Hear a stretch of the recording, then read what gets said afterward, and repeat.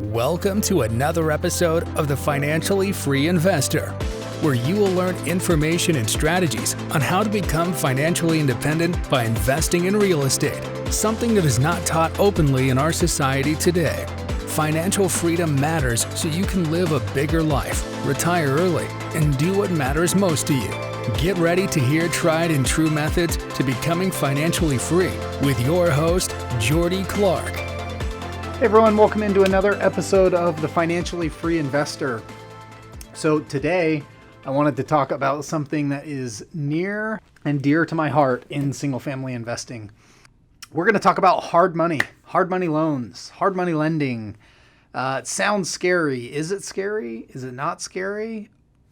We're going to talk about it all. So with that being said, guys, welcome into another episode. Now, today I want to debunk a couple of myths, a couple of scary words around hard money lending, and kind of just talk through my lens of what it's been like working with hard money loans. So when I first started investing in real estate, I heard the term hard money lenders, and man, we were super scared. It's just intimidating, right? Like hard money. Professional real estate investors, they throw that term around all the time. Really, here's what it means, guys. It just means it's an investor who's looking to deploy capital, and they want to get different returns than a lender who wants to deploy capital for 30 years. So a little bit riskier for them, maybe. Is it a little bit expensive? Sure. So here's what a hard money lender charges, at least here in Utah right now in 2022. And it's been this way for 5-6 years. There's some jargon that I want to demystify because I think as soon as you understand it, it's way less about being scared and way more just being informed. So with that being said, hard money term, meaning the length of the loan, is usually 6 months. So normally when we go and buy rental properties or when you bought your primary residence, you'll get a 30-year loan. Sometimes you get a 20-year loan. Occasionally people get 15-year loans. So that's the term of a loan, right? A hard money loan is 6 months typically, unless you negotiate something otherwise up front. So you'll buy a house. It won't get financed with a regular loan. You know, maybe like the one I just bought that would not have been eligible for financing because the roof was shot. In fact, it was leaking through into the bathroom. The roof was that bad. There's a big hole in the drywall and the ceiling and everything. So a normal lender is not going to lend on that. A hard money lender, however, will. And part of the reason is, unfortunately, this seller did not have the cash to go and fix their roof to be able to sell it conventionally to someone who needed a loan. So they had to sell to someone like me who's an investor. I buy problem properties, and, I bought this property at a fair price, given the fact that it needed a new roof. It reeked of smoke. It needed a couple other things. The furnace and air conditioner was 30 years old. Stuff like that, right? Now, we got a pretty substantial discount, in air quotes, if you're just listening to this, off of what a retail value would be, because we were able to close it in 3 or 4 days versus 30 or 40 days. We were able to pay cash, and, cash is relative. It was actually a hard money loan. I actually didn't put any money down on that purchase. My hard money lender, because of me buying it at the price I was buying it at, lent me 100% of the purchase. So, which is, I would say, uncommon when you're getting started. But once you're up and established and you have a track record and you know what you're doing and you're trustworthy, and your local hard money lender knows what your criteria is, usually you can get pretty good financing. Now, I say that with a grain of salt because it is expensive to go to a hard money lender. But I'm gonna talk about that in a second. It is actually cheaper to use a hard money lender instead of a partner. And here's why. A hard money lender is going to charge 12% interest. I know a lot of you are sitting there going, oh man, I would never pay 12% interest on a home loan. Well, okay, your alternative is you can pay cash, which is, I mean, if you want to do one project at a time and you've got a pile of $300,000-$400,000 sitting there, that's great. Go for it. Go pay cash for it. I'm going to talk about why I don't. You'll save yourself 12% interest. So we'll call it a $300,000 loan. 12% interest would be $3,000 a month. So if I buy a property and if I flip it in 5 months at $3,000 a month, that hard money loan will cost me $15,000. So they will also charge an origination fee or points or a percentage of the loan amount just to give you the money, basically.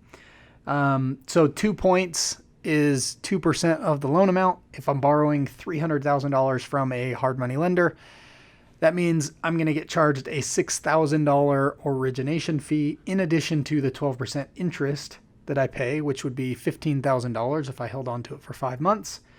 So 15 grand plus 6 grand is 21,000. So on this hypothetical deal where I paid $300,000, I would pay a hard money lender $21,000 for the use of his money for 5 months. Okay.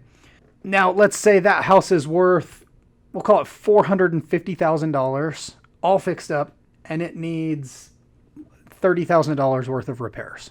So hypothetically, if I were flipping this and it was worth $450,000, if I back off any sort of commissions and closing costs, which I'll have when I go to sell it, because buyer's agents need to be paid, seller's agents need to be paid, title companies need to be paid, and it was sold for $450,000, and then I minus out what I pay for the property, which is $300,000, and I minus out the $21,000 I paid to a hard money lender, and I minus out the $30,000 of repairs.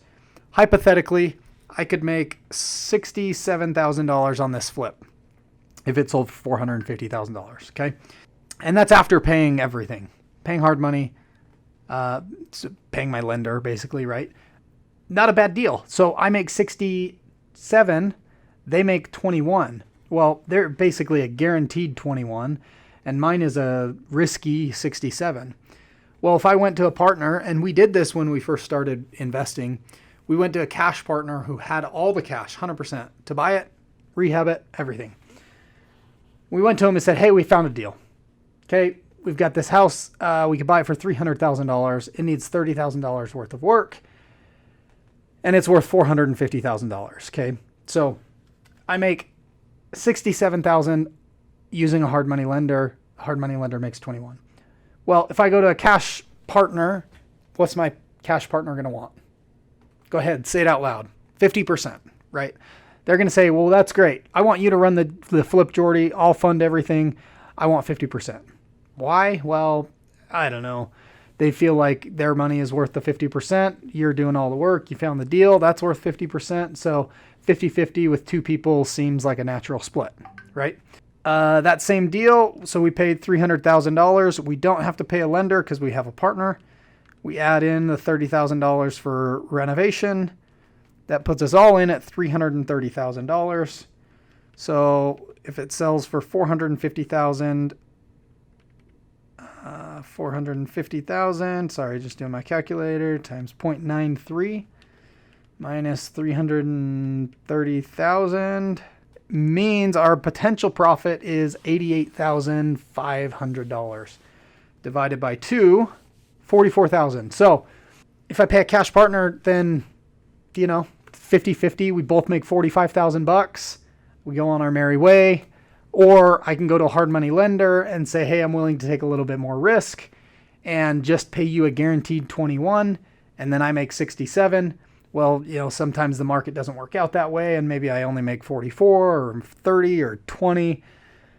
But at the end of the day, I like hard money lenders because I can guarantee what I'm going to pay in interest. And I would rather take a little bit more upside risk and be able to, if I'm rolling the dice and I'm buying this flip, I want to make a little bit more money. So At the end of the day, it's neither is right or wrong. It just depends on what you want to do. And so here's why you would want to pay a hard money lender's interest rate of 12% plus 2 points for a 6-month loan versus just paying it all in cash yourself. Again, not a right or wrong way, and this is certainly not financial or investing advice.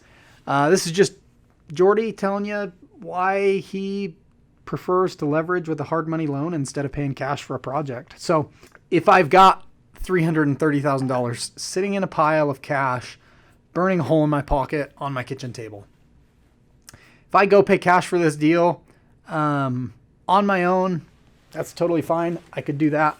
In this hypothetical situation, I would make $88,000, which is a great return for $330,000. But if I go and get a hard money loan, and let's say I'm just into it for $30,000, I just bring the repairs in. Hard money lender comes in for $300,000. I put in $30,000 for the repairs. The interest is deferred, so it doesn't get paid until it's sold. And I can turn my $30,000 into $67,000. Well, what's a better return on investment? Turning $30,000 into $67,000 or turning $330,000 into $420,000? Well, if you just do the math and divide your initial investment divided by your return on investment, it'll be like a 20% return if you paid cash. It would be like a 200% return if you leverage with a hard money lender. So guys, the reason I'm recording this and really what I wanted to talk about today was, if you're smart and you find a deal, borrowing hard money is not scary. In fact, you're going to get 10 times the return on your investment by going with a hard money lender versus a cash partner or even paying cash yourself. The other reason I really like personally hard money loans is I typically have 2, 3, 4 flips going at a time while I'm simultaneously buying some more rental properties. I'm investing in a few businesses that I have. And so for me, and the whole premise on what I have done, to get to where we're at, which if you follow Tony Robbins at all or, other people, then, they say success leaves clues. So if you want to get to where I've gotten to, figure out what I've done and follow what I've done. I'm super open and transparent about it. But I focus on what is my personal return on investment. I don't focus on what the interest rate of the bank is getting. I don't focus on how much I'm paying a hard money lender. I look at how much did I put in, how much did I get out, and was this a good investment? And I kind of break it down and deconstruct all of the deals we've done in the past. And I look at what we've got and, will this help us get to where we're going? And just look at all of that. And it's really important because I think a lot of people get caught up in what somebody else is making, right? We hear this all the time with interest rates right now, specifically in 2022. Why? Because, long-term interest rates on mortgages doubled. They were 3% 7-8 months ago, and now they're 6%. Actually, I think they floated down right below 5%, but it doesn't matter. I really don't care. If the numbers work for me and it's a good return on investment for me, I don't care what the bank makes. And it's a different side of the coin than paying off all your debt so you don't pay any interest. Well, interest can be a tool. Borrowing can be a tool if you do it correctly. It can also cut both ways, so you got to be careful. You can't just leverage to the hilt and think, oh, well, it doesn't really matter, because it does. But I kind of tend to lean more on the side of the coin that says, hey, what's my investment doing? What's that giving me for a return? Instead of focusing on how much I'm going to pay on a 30-year mortgage, over the next 30 years if I don't make any prepayments or do anything like that. What's more important to you guys as you're starting out is finding a deal that cash flows in a good area that has a very high chance and likelihood of appreciating. That's way more important than what your interest rate is. Because think about it, if prices go down and you're locked in, your renter is locked in, and you're making, we'll call it $250 a month above and beyond the mortgage and any other expenses you have. Well, who cares if prices go down? Who cares if your interest rate is 5% instead of 3%? Because you're making $250 a month, and that $250 a month can put you closer and closer to financial freedom, where you're less reliant on a job. You're less reliant on a single source of income. If gas prices go up $1 a gallon, you're less reliant on your monthly budget, because all of a sudden you have more money coming in than you did before. And, obviously you need to keep aware of all your expenses and whatnot. But the point of the matter is, it doesn't matter what the bank is making to you. What matters is what you're doing about it and what you are making versus what Bank of America is making on a 30-year mortgage. The interest rate doesn't matter. What a hard money lender makes is irrelevant to what I'm making, because I can't go and look at the hard money lender's bank account and say, well, how can I grow this in such a way that, I become a multimillionaire? Well, it doesn't matter.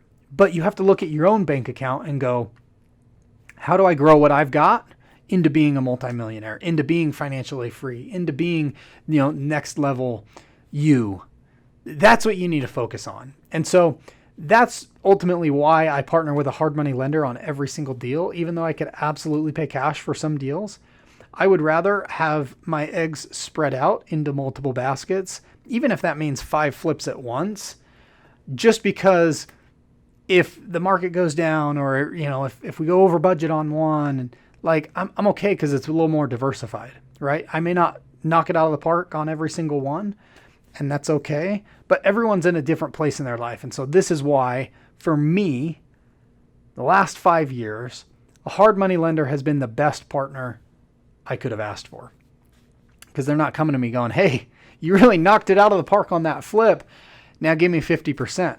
Right? They just take their interest and move on. The other really interesting thing is I've got 4 or 5 different hard money lenders that I kind of rotate through, and the relationships and conversations that I'm able to have with them fuel my growth. So, I'm able to bounce ideas off of them, and if they've got a loan out with me, and I've borrowed some money from them, well, I can call them up and say, hey, I'm really struggling with this house. Can you take a look at it and let me know why it's not selling? And they are more likely to pick up that phone call and have that conversation. And then I get to tap into their genius. Then I get to tap into their life experiences. Why? Well, because they've got a vested interest in getting paid off in that house selling, versus if I paid cash for it and I call a hard money lender and I'm like, hey, I know you see a lot. You've got, however many $1 million lent out to other flippers. You've been flipping yourself for 30 years, whatever it is, and I say, hey, this isn't selling. They're going to be like, dude, lower the price. I really don't care. I don't have time to talk about it. And it's not in a rude way. It's just in a time is finite way. They're all caring and want to help, but they just can't do everything for everyone. So with that being said, if I'm borrowing hard money, I get that expertise. I get to bounce stuff off of them and say, hey, I'm about to list this property. I really don't know what it's going to list for. The market's wonky, whatever. Could you give me your opinion? And a lot of times, they'll take 3, 4, 5 minutes and go, okay, figure it out and give me their opinion on what something is worth. And you just don't have that, if it's onesie twosie. And, a lot of times hard money lenders, they're lending out a lot of money at one time, and it could be their money, it could be other people's money. They could pool it. There's a bunch of different ways to do it. We're not going to get into it now. But they're having all these conversations with a lot of different people, and so they know what the pulse of the market is way better than somebody who's doing one deal a year. And that's who you want to associate with as you grow and as you learn is the people that are actually doing more than one deal at a time, more than one deal, period. Why? It's experience, right? They're going to be like, well, same thing happened in 2016. We hit a little blip and I think you'll be fine, or whatever their advice is. Really, it's the cheapest partner I've ever found as well. Now, the flip side of that coin is I fire sold a couple properties when COVID hit and I lost money on one of them. I almost broke even. I made a few bucks on the other one that I fire sold just to get my cash back, and the lender paid off, and the deal kind of like smoothed out. And that's the risk of flipping, is sometimes you get burned a little bit and you lose a little bit of money. But at the end of the day, let's say you lose $10,000 flipping your first house. Well, instead of going, I lost money, I'm never doing this again, maybe look at it and go, hey, I just paid $10,000 for an education on what not to do, right? Because that will propel you further than having a scarcity mindset of, well, gosh, I just lost money and I'm never going to do it again. Because then you'll truly never do it again. And you never know if the next house you flip, you're going to hit a home run and all of a sudden make $100,000. Like that's what some people make in a year, right? And I know flippers that routinely make that on one deal. They also break even or lose money on some deals. So it all washes out, but it just goes to show, when you're a full-time investor, when you're actively buying rental properties, flipping houses, just getting into the game, a hard money lender can be your best resource. And, don't go crazy asking them questions, but definitely utilize that as a resource, because they want you to win. They want you to come back and continue to borrow money. Why? Well, they're making money too. So this investing in real estate thing is an ecosystem where, your hard money lender may make some money, but good for them. The wholesaler may make money, but good for them. If you're making money, then it's good. You just keep moving forward and progress towards financial freedom. So with that being said, guys, again, this episode is not investing advice. I'm not telling you to go out and leverage to the hilt or do whatever. But at the end of the day, use it like it is. It's a tool. But more importantly than a tool is build relationships, because your hard money lender can be the best partner you've ever had. I have gotten in a pinch before, called up one of my hard money lenders, multiple, and I'm like, hey, I need to fund this in 4 days. And they get it done. So get creative, get out there, and most importantly, just get active in investing for your financial freedom. With that being said, guys, I'm signing off. Have a great day.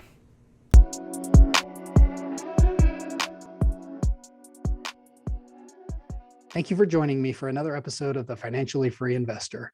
If you found value in this episode or know someone who would find value in this information, please share with them, subscribe, and send us a review.